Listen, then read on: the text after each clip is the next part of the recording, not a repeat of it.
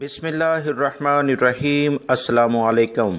خادمین حرمین شریفین کی جانب سے حرمین شریف میں یعنی مکہ المکرمہ اور مسجد نبوی صلی اللہ علیہ وسلم میں باقاعدہ نماز تراویح اور تہجد کی نماز کی اجازت دے دی گئی ہے۔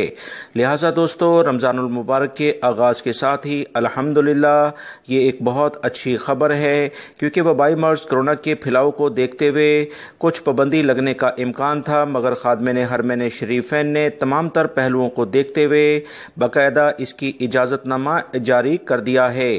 اس بارے میں حرمین کمیٹی کے چیئرمین الشیخ عبد الرحمن السدیس کی جانب سے اعلامیہ جاری ہو گیا ہے کہ مکہ المکرمہ، مسجد الحرام اور مسجد نبوی صلی اللہ علیہ وسلم میں نماز تراویح باقاعدہ اس کا اہتمام کیا جائے گا۔ کچھ تراویح کی رکعات میں کمی کر دی گئی ہے، مگر تمام تر احتیاطی تدابیر اختیار کرتے ہوئے مقدس مہینے میں دونوں مقدس مساجد میں نماز تراویح اور تہجد کی نمازیں ادا ہوں گی۔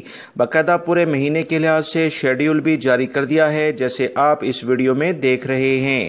مزید جو وزارت حج عمرہ کی جانب سے واضح اعلامیہ جاری ہوا ہے، اس میں انہوں نے کہا وہ تمام مسلمان بھائی بہنیں جو کہ مسجد الحرام اور مسجد نبوی شریف صلی اللہ علیہ وسلم میں نماز اور عمرے کے لیے آنا چاہتے ہیں، زیارت کے لیے آنا چاہتے ہیں، انہیں لازمی طور پر پرمٹ یعنی اجازت نامہ لینا ہوگا۔ اس کے بغیر کوئی بھی شخص مکہ المکرمہ اور مدینہ منورہ کی دونوں مقدس مساجد میں نہیں آ سکتا ہے۔ ایسے افراد جو کہ بغیر تصریح کے عمرے کی کوشش کریں گے، دونوں مساجد میں آنے کی کوشش کریں گے، نماز کے لیے بھی انہیں جرمانے ہوں گے۔ بغیر تصریح کے اگر کوئی عمرہ کرے گا تو اسے 10,000 ریال جرمانہ کرنے کا اعلامیہ جاری کر دیا گیا ہے، اور وہ لوگ جو کہ بغیر تصریح کے نماز کی ادائیگی کے لیے آئیں گے انہیں 1,000 ریال جرمانہ کیا جائے گا۔ یہ تمام تر احتیاطی تدابیر انسانیت کی بنیاد پر وبائی مرض کرونا سے بچاؤ کے لیے بڑے مجمع کو کنٹرول کرنے کے لیے کی گئی ہیں۔